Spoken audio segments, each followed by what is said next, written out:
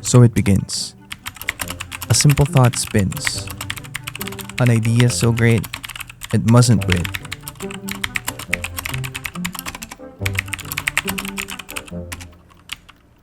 And then you think it's hard.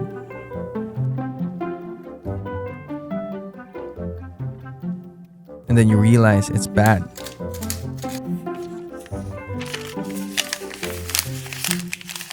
This idea that you had suddenly turns you mad. The clock's ticking, your ears are ringing. You think for a bit.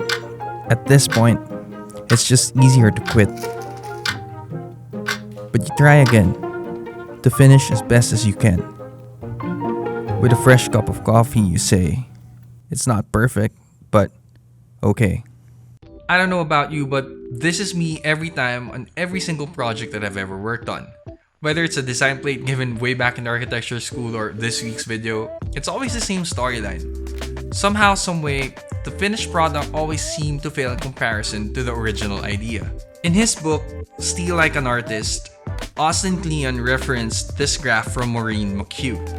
It talks about the life cycle of a creative project, about conceiving a great idea, working on it until you inevitably hit bottom into what she calls the dark night of the soul, the time where self-doubt and that inner critic creeps in and tells us that we're just not good enough and that what we're working on is probably shit. And it always comes right before we finish the thing that we're working on.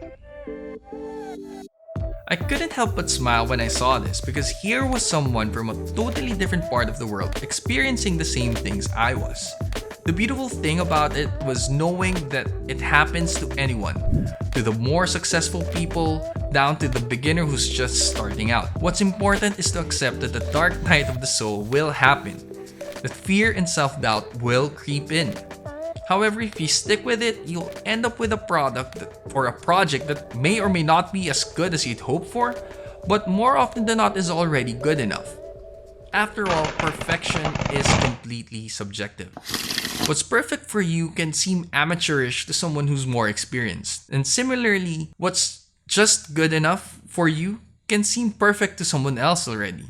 I've had my fair share of struggles with perfectionism. I've chased it for as long as I can remember too. And I used to think it was an asset. But sooner or later, you'll realize it's really all a lie. It just starts becoming counterproductive. Now, I'm not saying that you should stop caring about what it is that you're trying to do or you're trying to achieve. I'm not saying that you should just be sloppy.